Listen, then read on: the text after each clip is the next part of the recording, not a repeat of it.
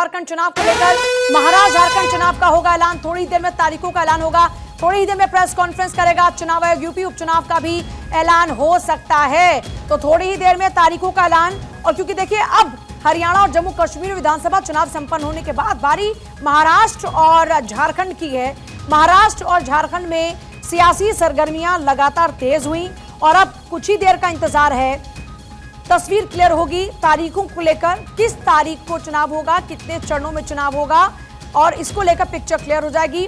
देखिए उपचुनाव की अगर बात करते हैं तो अलग अलग राज्यों के उपचुनाव में उत्तर प्रदेश की 10, राजस्थान की 7, पश्चिम बंगाल की 6, असम की 5, बिहार की 4, पंजाब की 4, कर्नाटक की 3 और केरल की 3 विधानसभा सीटों पर उपचुनाव होना है। इसके साथ ही महाराष्ट्र और झारखंड विधानसभा चुनाव को लेकर भी तारीखों का ऐलान होगा।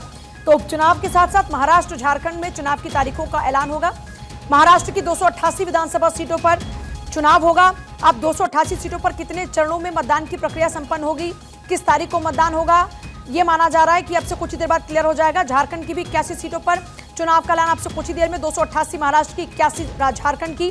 साथ ही साथ यूपी के उपचुनाव में 10 सीटें हैं, राजस्थान में 7, पश्चिम बंगाल में 6, असम 5, बिहार 4, पंजाब 4, कर्नाटक 3, केरल 3। और इन 2 राज्य जम्मू कश्मीर और हरियाणा में विधानसभा चुनाव के बाद एक तरफ जहां बीजेपी गदगद है, कॉन्फिडेंट है, वहीं झारखंड में देखना होगा कि एक बार फिर से क्या हेमंत सोरेन का जादू चलता है या नाराजगी लोगों की आती है, क्योंकि बीजेपी ने पूरी ताकत वहां पर लगाई। इसके साथ ही बात अगर महाराष्ट्र की करें तो वहां महायुति पूरे दमखम के साथ चुनावी मैदान में उतरने को है। इसके साथ ही बात अगर हो महाविकास आघाड़ी की तो वो भी पूरे दमखम के साथ चुनावी मैदान में है। और दूसरी बात यह कि इस बार दोनों ही गठबंधनों की साख दांव पर लगी हुई है। अक्षय मेरे साथ इस वक्त हैं। अक्षय, बस कुछ ही देर का इंतजार और माना जा रहा है कि तारीखों के ऐलान के साथ पिक्चर क्लियर हो जाएगी, कितने चरणों में होगा मतदान।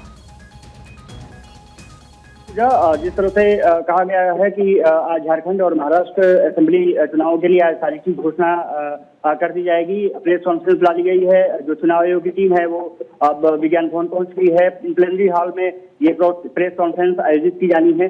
माना जा रहा है कि महाराष्ट्र में 4 से 5 चरणों में मतदान की प्रक्रिया संपन्न हो सकती है, जबकि झारखंड में 2 से 3 चरणों में बताया जा रहा है कि मतदान की प्रक्रिया संपन्न होगी।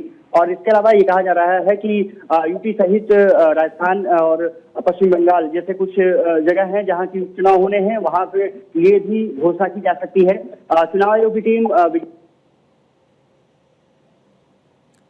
चलिए अक्षय की तरफ फिर से रुख करेंगे। अभी आवाज फिलहाल नहीं आ रही है, लेकिन लगभग जो सोर्सेज के वाले से जानकारी मिल रही है और एक संभवतः एक आकलन ये है कि 19 नवंबर तक मतदान हो जाएगा और 22 नवंबर तक मतगणना के नतीजे आ जाएंगे और इसके अगले दिन 23-24 नवंबर तक नई विधानसभा गठन की अधिसूचना जारी हो सकती है।